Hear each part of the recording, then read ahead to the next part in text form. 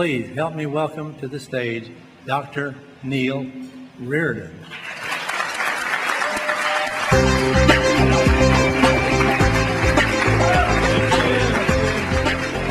When we were looking for a partner for our product, we looked at a lot of companies, and RBC Life had the integrity and the history that we were looking for, and and it was a natural fit for us. So anyway, I want to congratulate RBC on 20 great years.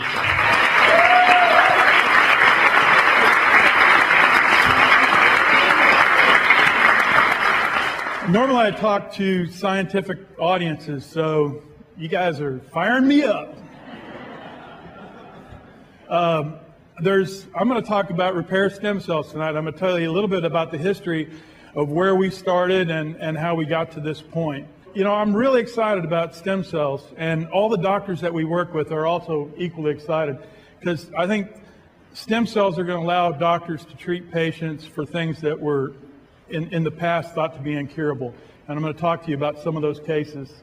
And I'm certain that stem cell research will improve the health of people worldwide, and more importantly, will reduce healthcare costs. So I'm going to talk about repair stem cells. We hear about all the controversy over stem cells, embryonic stem cells in particular, fetal stem cells. And in both of those cases, a life has to be taken. The cells that I'm going to talk about today are in our bodies. We all have stem cells. If you're sitting in that chair breathing, your stem cells are hard at work making sure that everything is repaired in your body. And I'm going to talk in particular about the bone marrow stem cells, and there are two types. One thing I want you to remember from this meeting, because I'm going to say a lot of things. I want you to remember the term EPC. Stands for endothelial precursor cell. EPC. Okay? And then there are other blood-forming cells, which are the CD34 and 133s. And then in our fat, we have a lot of stem cells. And as we age, as we get fatter, we deposit more and more stem cells into our fat. Also, at our clinic, we use umbilical cord stem cells from basically umbilical cord. Once the baby's born and it's tied off and the baby's separated, the umbilical cord and the placenta are going to be thrown away in the trash. So it's actually medical waste. And nobody's harmed. These are healthy babies that we get the donations from. So there's one case that I want to talk about that highlights, it's a medical first, and it highlights the joy that we get to see in our clinic almost every week of a patient getting better. And this is a medical first of a case of psoriatic arthritis. Everybody's probably heard of a psoriasis, right? And probably heard of rheumatoid arthritis. Well, this is both, right? It's a disease that has basically a severe psoriasis component and a severe rheumatoid arthritis component. And this is really a disease of the immune system. The immune system is attacking the hair, the skin, the joints, the fingernails. So we had a young lady come to our clinic, 28 years old, from Louisiana. She had lesions all over her body. Her mother described her as looking like a leper. Her hair was falling out in clumps. She just had a few clumps of hair left. Her fingernails were split beyond recognition. Her joints were all red, hot, and inflamed. She couldn't even move her left arm because of the involvement of the rheumatoid arthritis. So here's an example of plaques of psoriatic arthritis. That's on a leg. And there you can see fingernails in the hand. And there you can see toenails, and you can see the joints being swollen. Well, what we did, the stem cells in the fat are able to control the immune system. So what we did is we did a mini liposuction. A plastic surgeon did a mini liposuction, basically took about a pound of belly fat, and then that pound of belly fat was transported to our laboratory where it was digested, and the stem cells, the repair stem cells that were found in her fat, were isolated, and then they were given back to her through her vein, where they could control the immune system. She got 2 injections, and that was it. 10 months later, and we'd followed up with her on the phone all along. She said, well, I'm getting better, I'm getting better, I'm getting better. She finally came back for a follow-up, and when she walked in the door, she looked like a movie star. We had a hard time believing it was the same person. She had beautiful blonde hair down to her shoulders. All the redness and swelling in her joints was gone. Her fingernails had regrown. the only plaques she had from having horrible all over her body. I mean, she was holed up in her house for 2 years before treatment because she didn't want to be seen in public. She had 2 plaques on her chest, and she was so proud to walk around and show everybody where she'd been. So to me, that's the excitement. And we have cases like this, one after another, and she was completely out of treatment options. So this is one of the things that really gets me excited about what we do on a daily basis. A lot of people ask me, how did you go from where you were to getting into stem cells? And my original career was in tumor immunology. And I worked in a cancer research laboratory, and we made cancer vaccines for cancer patients. And we took their personalized cancer vaccines, so we made the vaccines out of their blood, their white blood cells that we would harvest from their veins. And the problem was we couldn't get enough cells. So then we started giving patients a medication that stimulates the release of stem cells from the bone marrow, and then we were able to harvest those stem cells, grow them up in the laboratory, and then convert them into a bigger, better vaccine. So that's how we got started. But the interesting thing we noted was that when we gave them the medication to stimulate the release of the stem cells, other things got better. People with knee problems, their knees got better. People with shoulder problems, their shoulders got better. We had a patient with a heart problem. The heart problem got better because the stem cells were released from the bone marrow and went to the areas where they were needed. So that's what really got me interested in stem cells for regenerative medicine. Why a nutritional supplement? Stem cells is only part of the story. Because we can give somebody stem cells and they home to the area of damaged tissue. But that's only part of it. They don't do all the repair. What they do is they send out signals and say, hey, rest of the stem cells, come on down. Let's fix it, right? And so one of the biggest benefits is they're recruiting other stem cells. And those other stem cells are coming from the bloodstream. So if you don't have enough circulating stem cells, then you're not going to get near the benefit. And that's what we found. Some people have fantastic responses. Some people have, medium responses. Some people don't have any responses. We said, well, why is that? And then we started looking at the number of circulating stem cells because they don't do any good if they're not available to do the repair. Our conclusion is the more circulating stem cells you have, the better the result in our clinic. So we wanted a supplement that we could give to our patients before they came to get their cells circulating, so when we inject the stem cells, they go to the damaged area, release the signals, there are more repair cells to go there and help fix the problem.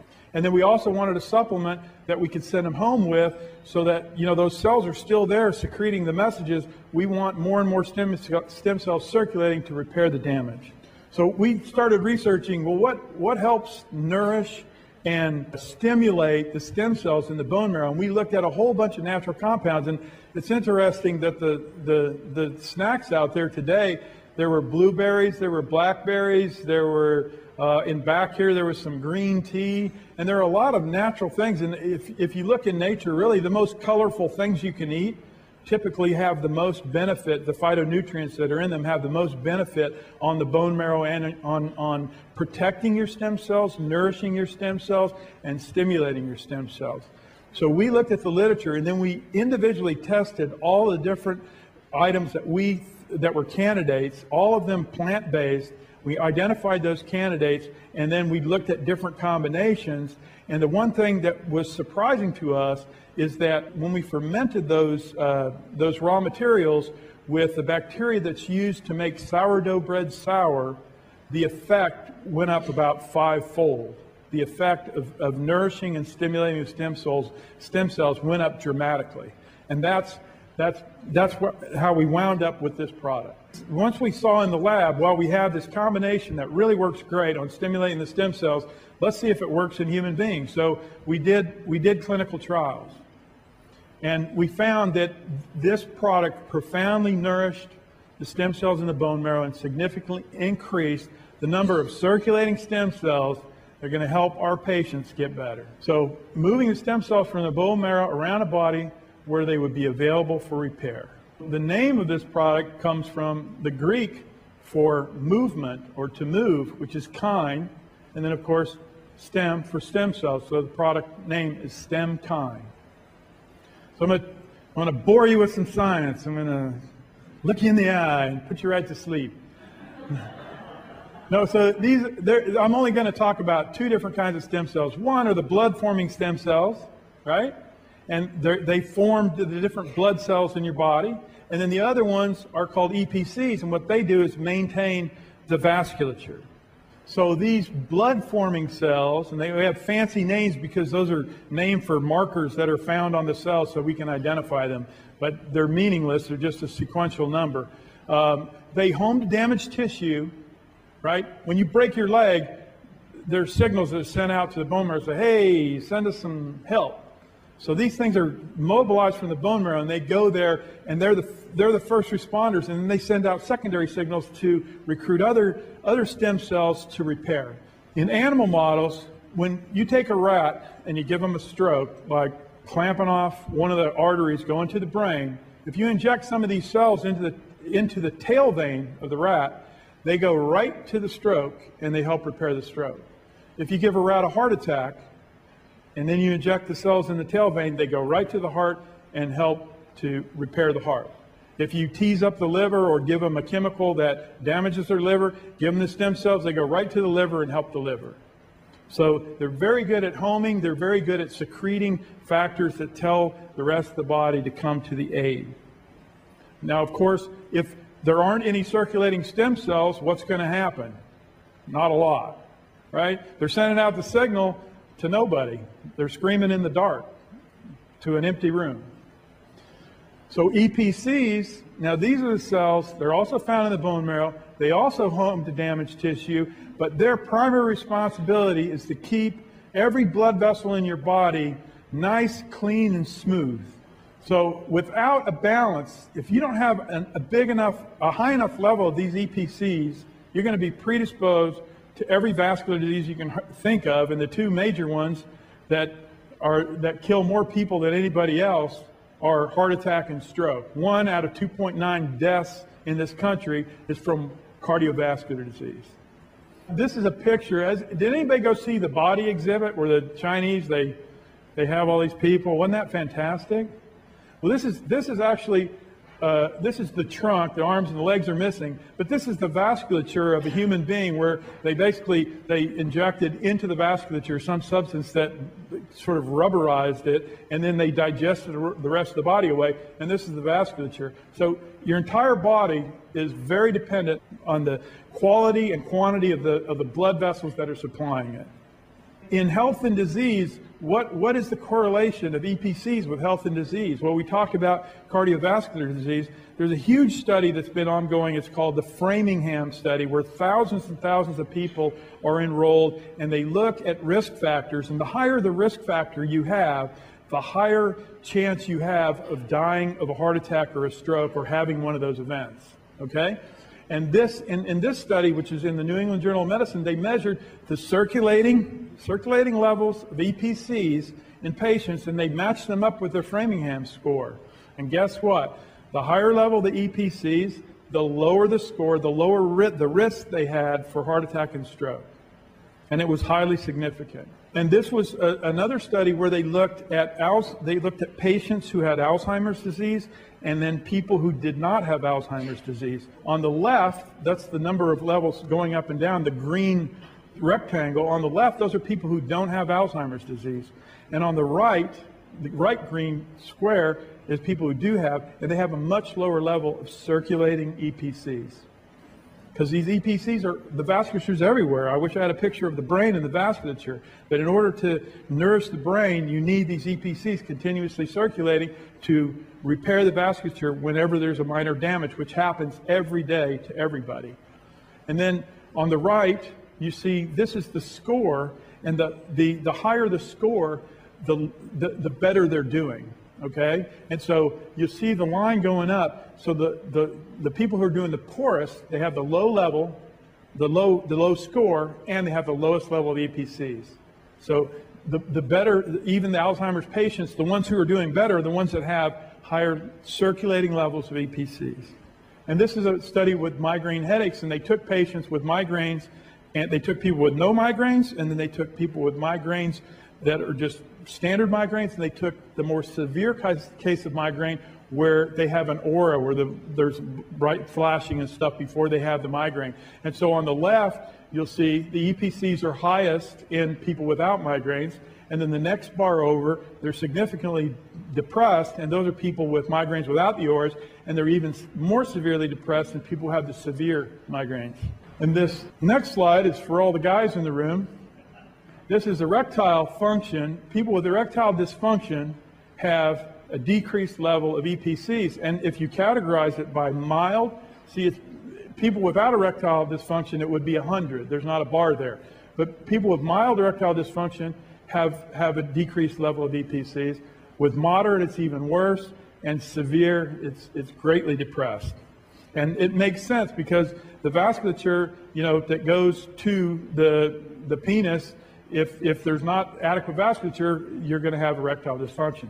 And not having enough EPCs can result in that. In summary, circulating CD34s and 133s, the blood-forming cells, are hugely important to health.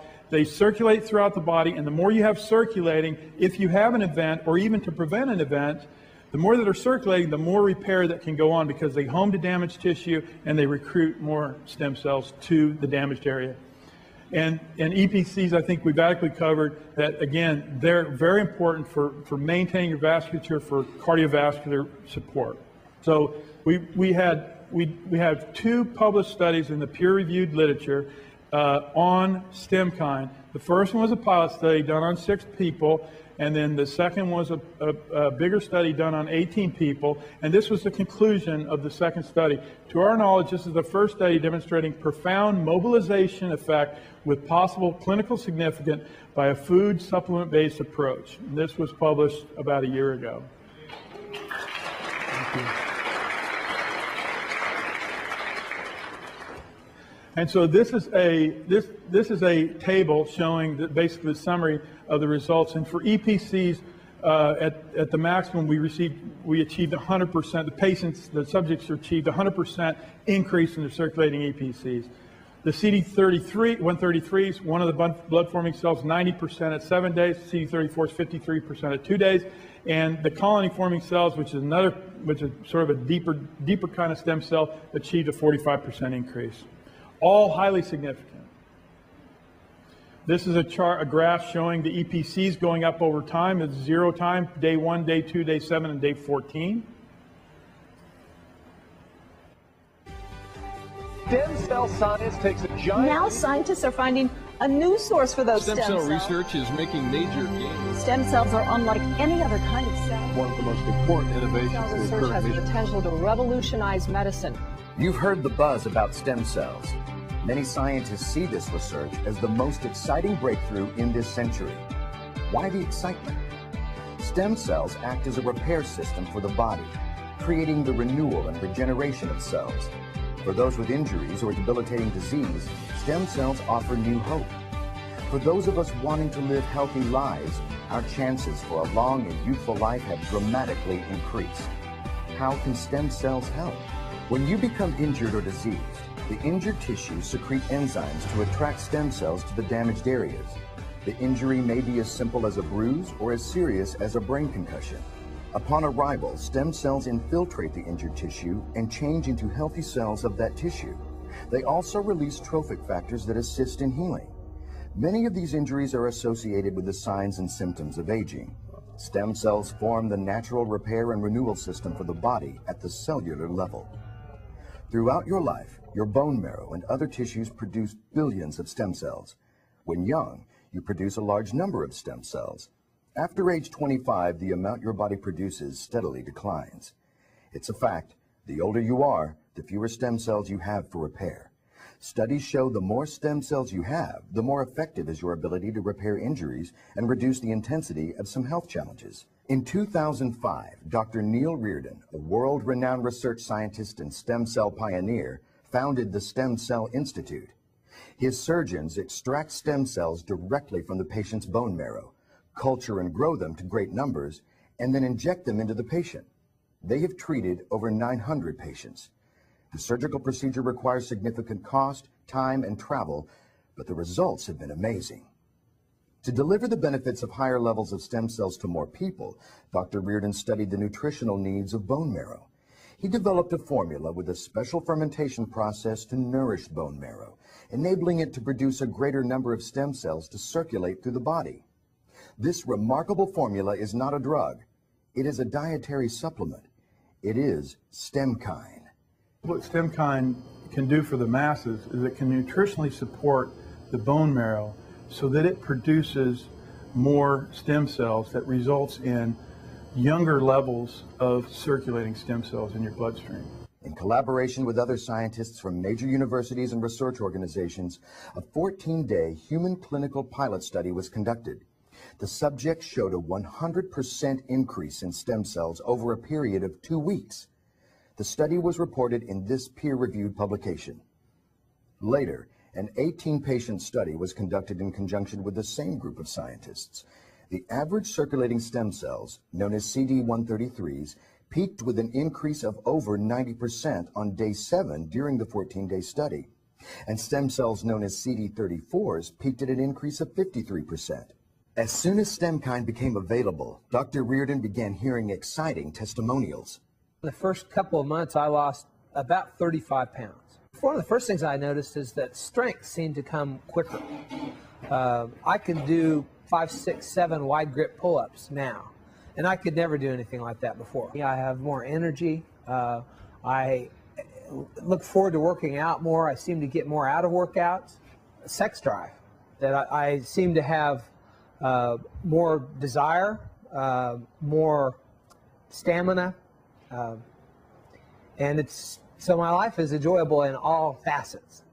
3-4 weeks into the Stem-Kine, it's totally, I can throw like I was 20 again.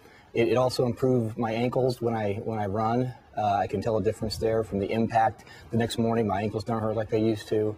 If you want to stay healthy, you have to stay active. And in order to stay active, you have to make an investment, and I think Stem-Kine is a really good investment for your health. I'll be 51 in 3 weeks, and I feel 25. Now I can wear heels every day, never have a problem. Go home and can walk, can run, can play with the kids. It's great. It just keeps me from getting as tired and keeps me from being as sleepy. It's like I have an endurance with it. I've been taking Stem-Kine for 6 months. I noticed my blood sugars are more level all day. I'm more focused. It keeps me calmer. With my diabetes, though, I realized when my blood sugar goes low, my golf game is nowhere to be found. It's probably shaved at least 10 strokes off my game just from me focusing. I suffer from rheumatoid arthritis, and especially in my hips. And after I started taking the Stem-Kine, within 2 or 3 weeks, I noticed that the pain was going away. And I always had kind of long nails, but they would just break off when they reached a certain point, and now I have to file them. I used to file them when they broke. Now I file them because they're too long. So anybody over 30, I would recommend you take Stem-Kine as a daily supplement, because our bodies are older and not producing as many stem cells. To keep your circulating levels of stem cells at a youthful level, then don't smoke, eat your vegetables, go out and exercise every day. And now science is telling us that Stem-Kine can be added to the equation and to help support a healthy level of circulating stem cells. Dr. Reardon wanted to make Stem-Kine available to millions of people. He licensed marketing rights to RBC Life and its thousands of associates. If you are concerned about your health and interested in improving your opportunity for a healthier life, try Stem-Kine. It is truly the product of the century.